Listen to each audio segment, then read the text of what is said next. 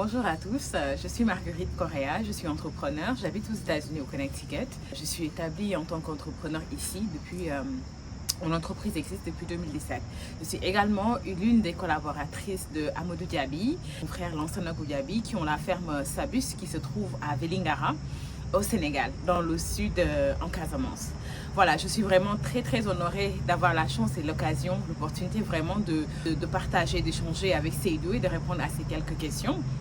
Donc, parler un peu de l'importance d'entreprendre au Sénégal pour un peu renverser la tendance sur l'immigration. Je pense que je suis en mesure d'apporter des éléments de réponse pertinents dans le sens où moi-même je suis immigrée. Je suis arrivée aux États-Unis en 2010 en termes d'éducation. Je suis arrivée ici pour aller à l'université pour étudier et au fil des temps et des années, beaucoup de voyages ici même aux États-Unis, j'ai décidé de rester, de m'établir et j'ai également une famille ici. Donc quand on parle d'immigration, d'entrepreneuriat, moi que je sois au Sénégal, en Amérique ou en Europe, je suis entrepreneur. Je travaille consultante en business et je travaille avec beaucoup d'entreprises qui ont besoin d'être accompagnées dans leur développement de leur entreprise, que ce soit localement au Sénégal, que ce soit ici dans la diaspora américaine ou européenne. Maintenant, investir en Afrique, spécialement aujourd'hui on parle du Sénégal et en relation avec la question de l'immigration, c'est qu'il est bon de voyager, il est bon d'aller découvrir le monde, d'échanger parce qu'on ne peut pas être enfermé au Sénégal comme dans une prison non plus, c'est pas ça. Aussi, les ouvertures géographiques, humaines, sociales aussi rapportent quelque chose dans la manière dont on conçoit le monde, dont on planifie notre projet entrepreneurial. Il est important de savoir que sur cette question d'immigration, entreprendre au Sénégal, et c'est très important. En comparaison aux États-Unis, il existe 88%. Donc, ce sont les PME qui tiennent une économie. Donc, c'est vous et moi, nos mamans qui vendent tous les jours au marché. C'est ça qui tient une économie au pays et partout dans le monde. Donc oui, naturellement, il est important d'entreprendre au Sénégal, mais je pense que l'entrepreneuriat ne manque pas au Sénégal.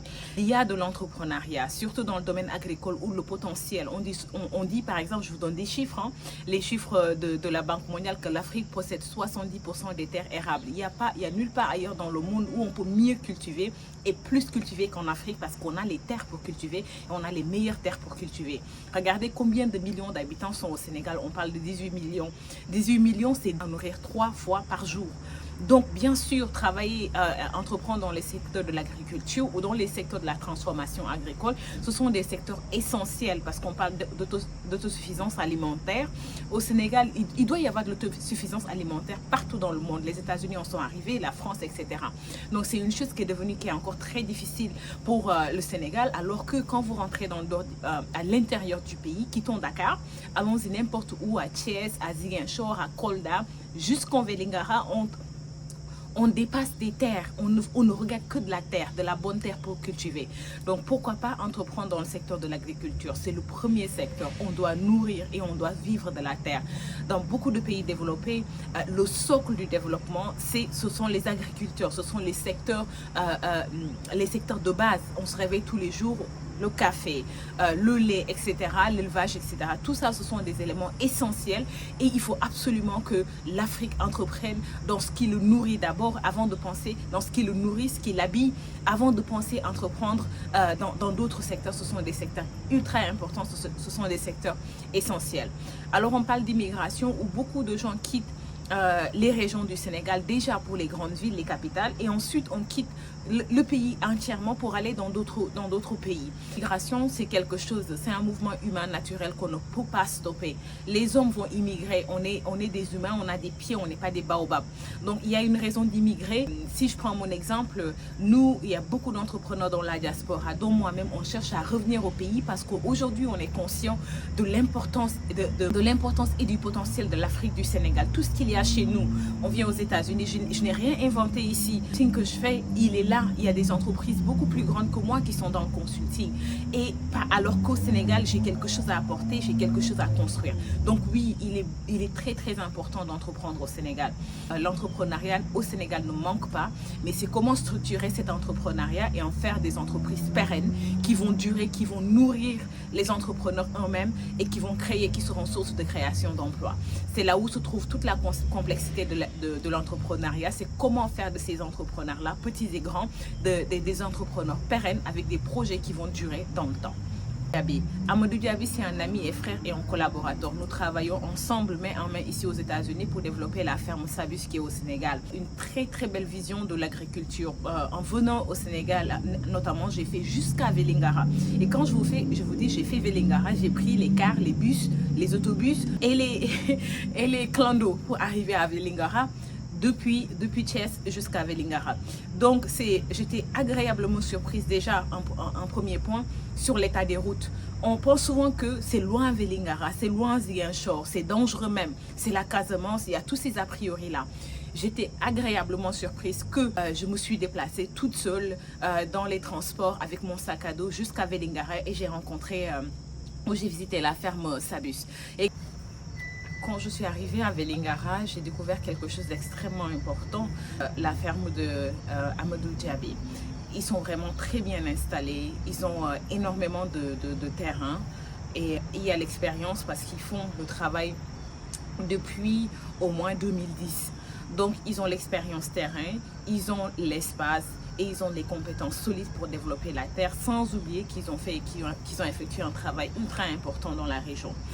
La ferme est vraiment managée de manière professionnelle avec un directeur très dynamique sur place, Lansana, qui travaille très bien en coordination avec les équipes sur place. Il maîtrise son terrain. Je suis très très honorée d'être associée à ce projet-là parce qu'Amadou, on habite ensemble aux États-Unis et on se voit régulièrement dans le cadre de ce projet-là et on essaie de rassembler le maximum de ressources vers le Sénégal pour développer encore plus cette ferme-là. Je vous garantis que dans les 2, 3 ans, 5 ans à venir, la ferme Sabus va devenir un élément essentiel économique dans sa zone, mais elle prendra encore beaucoup plus d'ampleur. Son modèle de courage, de travail, de méthode, etc. est vraiment à saluer parce qu'ils ne lâchent pas. Ils sont sur la zone. Qui connaît Vélingara au Sénégal? Combien de personnes peuvent déjà dire dans les 18 millions de Sénégalais qui sont allés en Casamance, qu'ils ont visité Vélingara? Je ne pense pas qu'il y en a tant que ça en proportion à ceux qui ont déjà fait Dakar par exemple. Donc il est ultra important que des entrepreneurs qui sont dans la région soient mis en avant parce qu'il faut qu'on développe le pays, pas seulement Dakar ou Thiès ou Diamniadio. Il faut que tout le pays soit développé, plus ou moins au même niveau. Et c'est ce qui va, il faut qu'on crée des emplois partout.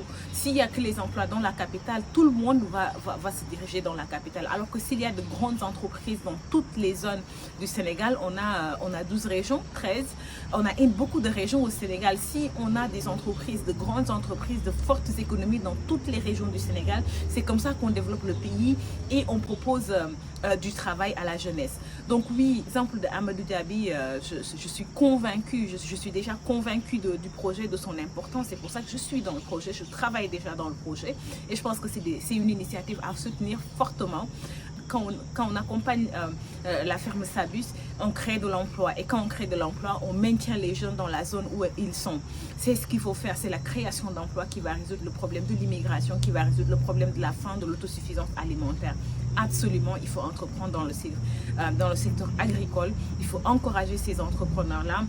Il faut les accompagner en conseil parce qu'il n'y a pas que le financement qui peut, et connaissances techniques, il y a vraiment avoir du financement parce que, et du matériel, surtout qu'on parle d'agriculture, on parle des vingtaines, des trentaines, voire des cinquantaines et des centaines d'hectares à cultiver. Oui, naturellement, on ne peut pas faire ça à la main ou avec les animaux, il faut passer à des machines performantes qui peuvent cultiver. Et tout ça, oui, on est capable de nourrir les Sénégalais, il y a plus de terres, les terres sont abondantes, le climat est là. Il y a du soleil tout au long de l'année, il y a des pluies. Il nous faut maintenant une technologie, un accompagnement scientifique pour faire de ces petites fermes agricoles familiales et les transformer en entreprises viables et pérennes qui sont lucratives dans le temps. Voilà, je l'ai pour vous aujourd'hui et on se dit à très bientôt. Merci beaucoup. Bye.